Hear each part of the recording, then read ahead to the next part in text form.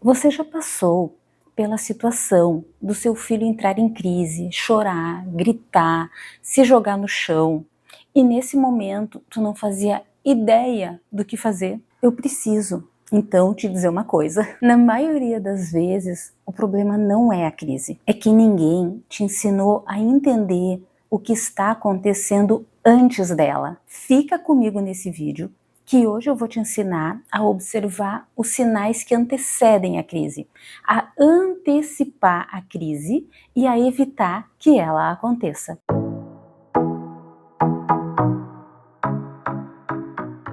Olá, que bom te ter aqui conosco nessa corrente do bem. Eu sou Fábia Lumertz, eu sou neuropsicopedagoga, especialista em autismo, e esse é o espaço para quem quer entender melhor o comportamento das nossas crianças e encontrar caminhos mais assertivos para lidar com cada fase do desenvolvimento infantil. Hoje eu vou te mostrar 3 coisas muito importantes. O que realmente está por trás das crises do autismo, quando identificar quando elas estão prestes a acontecer e o que fazer de forma prática, de forma contundente nessas ocasiões. Porque a maioria das famílias, gente, só descobre isso depois de muito sofrimento. Uma das coisas que mais machucam uma família é ouvir: ah, isso é falta de limite. Ah, ninguém educa essa criança. Mas a verdade é que no autismo, a maioria das crises, ela não provém de um capricho da criança, ela não é uma birra, ela é uma sobrecarga. Via de regra, são crianças que estão sobrecarregadas sensorialmente, sobrecarregadas emocionalmente, e aí elas acabam, né, toda essa sobrecarga desemboca na crise. Então, barulho demais, mudança brusca na rotina, sem antecipação, dificuldade de comunicar o que está sentindo, o que precisa,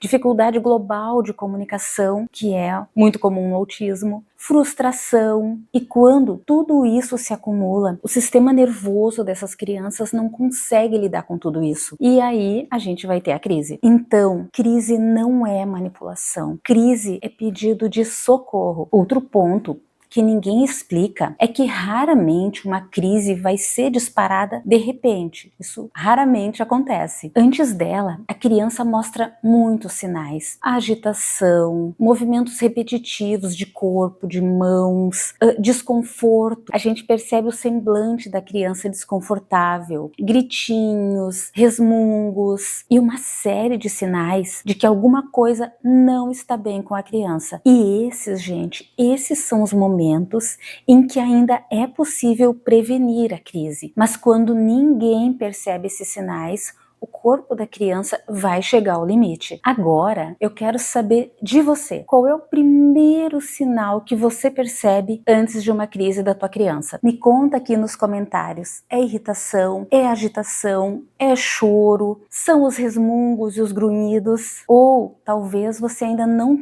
tenha conseguido fazer, né, essa observação. Mas conta aqui. É importante a gente compartilhar os nossos saberes e as nossas experiências. E se você não conseguiu identificar os sinais, o que fazer se a crise já começou? O erro mais comum é tentar corrigir comportamento, porque durante uma crise, a criança ela não está ali presente.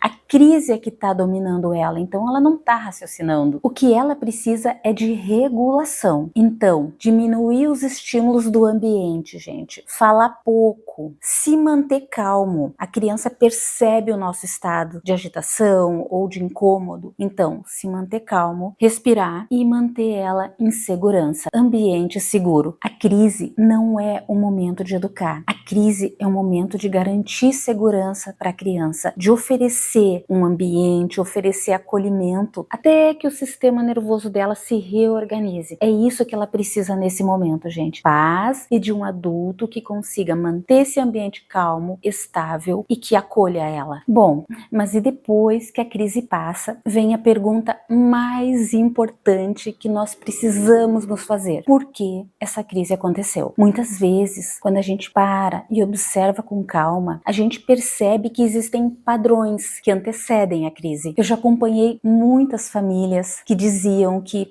as crises surgiam do nada meu filho entra em crise. Mas quando investigamos o contexto, a gente observou que sim, existiam gatilhos. E quando o ambiente foi ajustado, as crises diminuíram, assim ó, impressionantemente.